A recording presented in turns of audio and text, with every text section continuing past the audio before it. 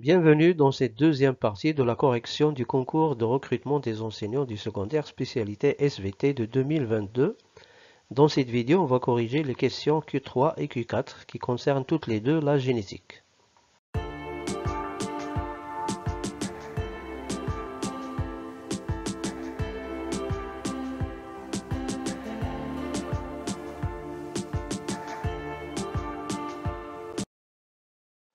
Voici comme d'habitude les deux questions qu'on va traiter. Passons tout de suite aux détails. La fréquence d'apparition dans le sexe masculin du syndrome de Hunter, maladie récessive liée au chromosome X, est de 1 sur 1000. La fréquence d'apparition de la maladie dans le sexe féminin est, et on nous donne que la population est en équilibre selon Hardy-Weinberg. Donc, proposition A, 1 sur 100 000, B, 1 sur 500, C, 1 sur 10 000 et D, 1 sur 1 million. Alors, vous trouvez dans la petite bulle une petite explication à propos du syndrome de Hunter. Alors, exploitons les données pour calculer la fréquence demandée. Premièrement, on nous dit que le syndrome de Hunter est une maladie récessive liée au chromosome X. Donc on va prendre petit h comme l'allèle récessif responsable de la maladie et Q est égal à la fréquence de cet allèle, F de petit h. Grand N, l'allèle normal dominant, et petit p égal à F de N, même si on n'aura pas besoin de cet allèle dans cette question. Deuxièmement, on nous dit que la fréquence d'apparition du syndrome dans le sexe masculin est de 1 sur 1000. Écrit autrement, on peut écrire f de x petit hy est égal à 1 sur 1000. Et dans ce cas particulier, la fréquence du génotype est égale à la fréquence de l'allèle, c'est-à-dire égale à f de petit h égale à q. Troisième chose, on nous dit que la population est en équilibre de Hardy-Weinberg. Donc on va l'appliquer sur le sexe féminin et écrire f de x petit h est égal à q au carré, est égal à 1 sur 1000 au carré, et donc on calcule cette fréquence 1 sur 1 million. Par conséquent, la réponse à la question devient facile. Ce n'est pas A, ce n'est pas B non plus, ni C d'ailleurs, et c'est la réponse D. Donc pour la question Q3, il faut choisir la proposition D. Question Q4. Un horticulteur voudrait améliorer son jardin à fleurs. Pour cela, il a croisé une plante P1 à fleurs blanches et à pieds lisses avec une plante P2 à fleurs roses et à pieds épineux. La première génération F1 est composée de plantes à fleurs roses et à pieds épineux. Un croisement effectué entre des individus hybrides F1 donne une génération constituée par 126 plantes à fleurs roses et à pieds épineux, 59 plantes à fleurs roses et à pieds lisses, 52 plantes à fleurs blanches et à pieds épineux, 21 plantes à fleurs blanches et à pieds lisses. Les proportions des phénotypes obtenus à la génération F2 s'expliquent comme suit. A. Les deux gènes étudiés sont liés et les nouveaux phénotypes résultent d'un brassage intrachromosomique lors de la formation des gamètes chez les hybrides F1. Et je vous laisse le soin de lire les autres propositions. Exploitons d'abord le premier croisement. On nous dit que l'horticulteur a croisé une plante P1 à fleurs blanches et à pieds lisses avec une plante P2 à fleurs roses et pieds épineux. Donc il s'agit d'un cas de dihybridisme, puisqu'on étudie la transmission de deux caractères héréditaires, la couleur des fleurs et la forme du pied. Deuxième chose, on nous dit qu'on a obtenu une génération F1 composée de plantes toutes à fleurs roses et pieds épineux. Donc la première génération étant homogène ou bien uniforme, on peut déduire que les parents sont de race pure ou de lignée pure. La première loi de Mendel est vérifiée. Troisièmement, on constate que les plantes de F1 sont toutes à fleurs roses et pieds épineux. Donc les allèles dominants, il s'agit d'une dominance complète. Les allèles dominants sont les allèles responsables, les fleurs roses et le pied épineux. Et les allèles récessifs sont ceux responsables des fleurs blanches et le pied lisse. Passons maintenant à l'exploitation du deuxième croisement. On nous dit que l'horticulteur a croisé entre elles les plantes de la génération F1. C'est-à-dire, il a croisé des plantes à fleurs roses et pieds épineux avec des plantes également à fleurs roses et pieds épineux.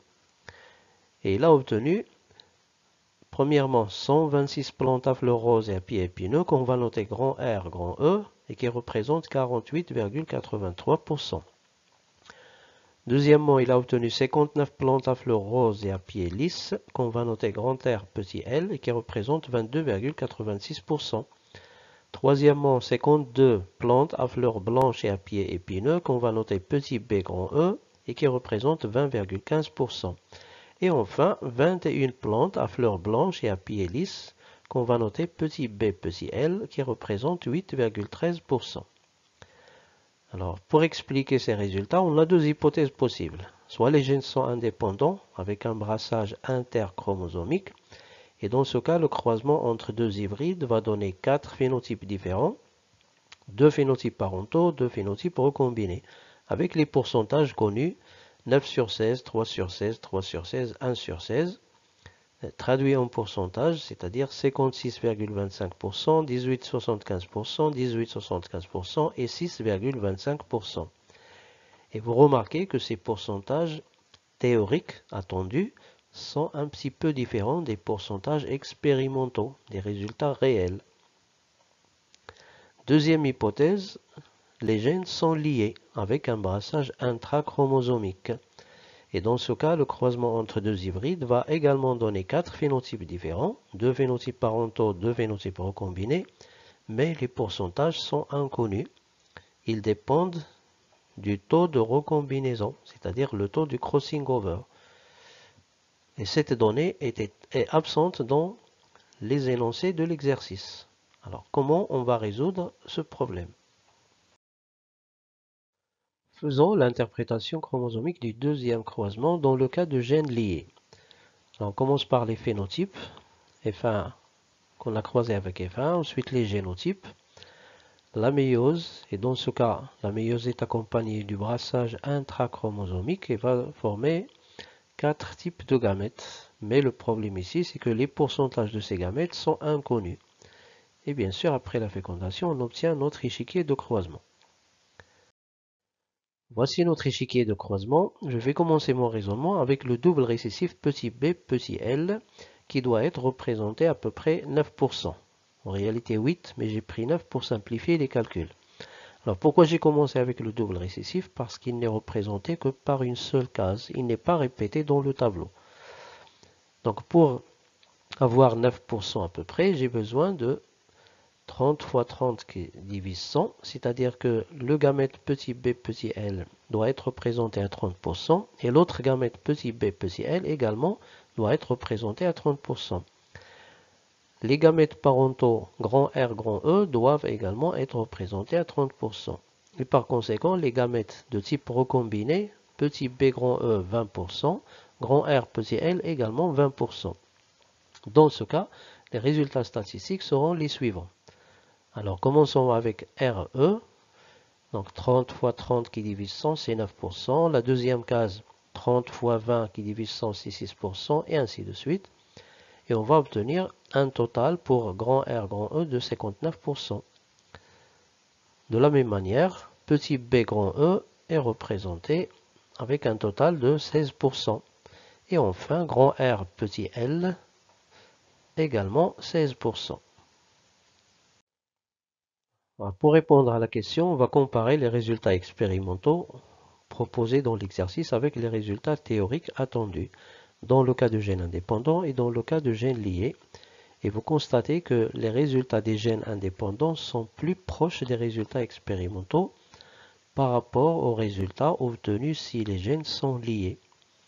Alors, la différence entre les résultats expérimentaux et théoriques est probablement due à une petite erreur dans les énoncés.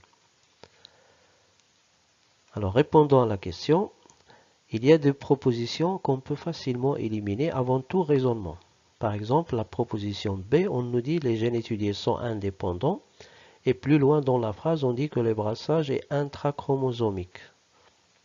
C'est impossible. Dans le cas de gènes indépendants, le brassage est interchromosomique. De même, la proposition C, on nous dit que les gènes étudiés sont liés. Et pourtant, on parle de brassage interchromosomique. Si les gènes sont liés, il s'agit de brassage intra et non pas inter. Donc on va éliminer C également.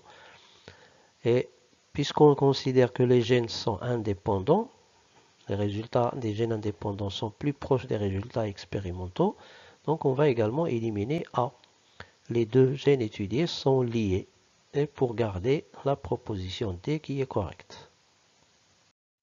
Donc pour la question Q4, on va retenir la réponse D. Je vous remercie pour votre attention et on se donne rendez-vous dans la troisième partie, Inch'Allah.